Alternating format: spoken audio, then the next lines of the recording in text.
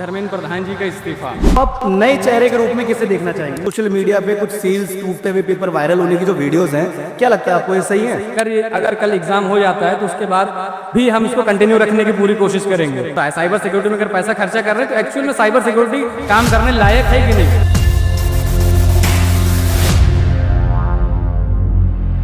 हाँ जी भैया, आप कहाँ से आए हैं यहाँ पर? मैं कानपुर से आया हूँ। कानपुर से इतनी दूर ट्रैवल करके इस प्रोटेस्ट में आपकी मेन डिमांड क्या है?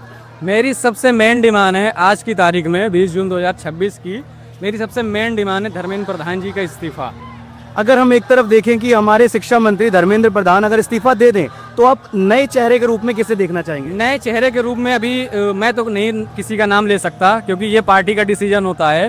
मैं पार्टी से सिर्फ एक यही उम्मीद कर सकता हूँ कि पार्टी इस बार जिसको भी शिक्षा मंत्री बनाए बहुत देख के बनाए और जांच पड़ताल करके बनाए कि मे भी वो कोई भी गड़बड़ ना करे फ्यूचर में। कोई भी अगर एग्ज़ाम हो रहा हो तो एग्ज़ाम कैंसिल ना हो या फिर लीक ना हो किसी भी तरीके की, क्योंकि जो हम स्टूडेंट्स हैं हमारी सिर्फ एक डिमांड है यार कि अगर देश में एग्ज़ाम हो रहा है तो गड़बड़ नहीं होना चाहिए, वो एकदम फेयर तरीके से होना चाहिए, 100% ट्रांसपेरेंसी जिसमें रहना चाहिए।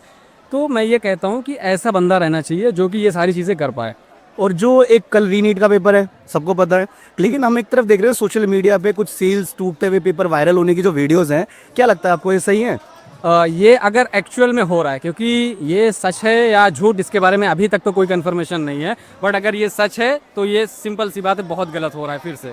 तो क्या लगता है कि सरकार दूसरी बार एक्सेप्ट कर पाएगी कि हमसे फिर गलती हो गई, पेपर लीक हो गया? ये तो फैक्ट चेक होने के बाद ही मालूम पड़ेगा कि सरकार तो पहली बार ही एक्सेप्ट नहीं कर पा रही है ठीक से।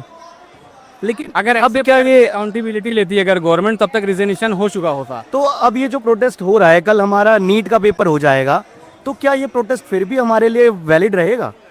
इस चीज़ देखिए, हमारा नीट का एग्ज़ाम अगर मान लीजिए कल हो गया तो आप प्रोटेस्ट की बात कर रहे हैं, प्रोटेस्ट तो हमें भी हमारा कंटिन्यू रह सकता है, क्योंकि ये मुद्दा केवल नीट के लिए नहीं है। हमारे बहुत सारे एग्जाम्स होते हैं, एसएससी का एग्ज़ाम होता है, आईआईटी का एग्ज़ाम होता है, उसके अलावा भी स्टेट लेवल पे बहुत सारे एग्जाम्स होते हैं। वो उन सब में भी शिक्षा मंत्री ही काम आते हैं, उनकी रिस्पॉन्सिबिलिटी ही काम आती है। अगर कल एग्ज़ाम हो जाता है तो उसके बाद भी हम इसको कंटिन्यू रखने की पूरी कोशिश करेंगे। अच्छा, और एक तरफ हम ये देख रहे हैं कि सरकार जो इतना पैसा खर्च करती है अपनी साइबर सिक्योरिटी पे, लेकिन दूसरी तरफ हम ये देख रहे हैं कि 19-19, 20-20 साल के बच्चे सीबीएसई, जेई इन सब के पोर्टल हैक कर ले रहे हैं। ये इसके पीछे आप क्या कहना चाहेंगे? इसके पीछे तो मैं ये कहूँगा कि सरकार का काम केवल पैसा खर्चा करना नहीं है, पैसा खर्चा करने के साथ साथ उनकी रिस्पॉन्सिबिलिटी ये है कि वो कितना काम हो रहा है साइबर सिक्योरिटी में। अगर पैसा खर्चा कर रहे हैं तो एक्चुअल में साइबर सिक्योरिटी काम करने लायक है कि नहीं? अब ये काम करने लायक है या नहीं ये कैसे पता चलेगा?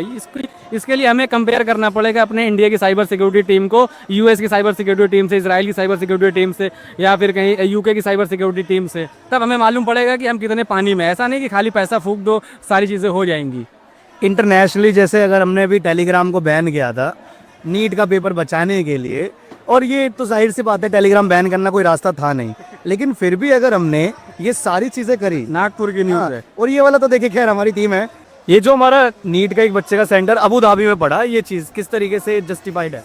ये चीज़ तो बहुत गलत है, क्योंकि जब देश में ऐसे हालात चल रहे हो कि बड़े बड़े नीट का पेपर एग्जाम लीक हो जा रहा है, तो इस टाइम पे भी एनडीए को तो बहुत ही सोच समझ कर काम करना चाहिए कि कोई भी ऐसी गड़बड़ी ना हो जिससे कि उनके ऊपर फिर से सवाल खड़ा हो। और वही गड़बड़ी आपने आज फिर से देख लिया। आज प्रोटेस्ट भी है, आज ये न्यूज़ आ रही है कि एक बच्चे का जो एड्रेस है वो अबू धाबी पहुँच गया और कल नीट का फिर से एग्जाम है। तो आप बताइए इसमें रिस्पॉन्सिबल आप किसको मानोगे?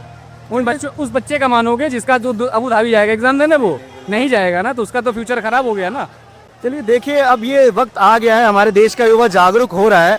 आप भी घर बैठे हमारे भाई कानपुर से दिल्ली आ सकते हैं, एटलीस्ट आप दिल्ली में रहते हुए तो इस प्रोटेस्ट को सपोर्ट कर ही सकते हैं।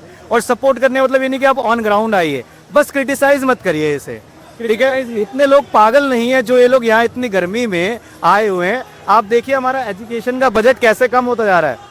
हमारा एजुकेशन का बजट पहले 4.5% जीडीपी हुआ करता था, आज लगभग 2.5% के आसपास आके रह गया है। तो कुछ तो सोचने वाली बात है। थोड़ा सा धार्मिक मुद्दों से हटिए और शिक्षा पे ध्यान दीजिए। कल को यही शिक्षा आपके घर के बच्चों के लिए भी जरूरी है।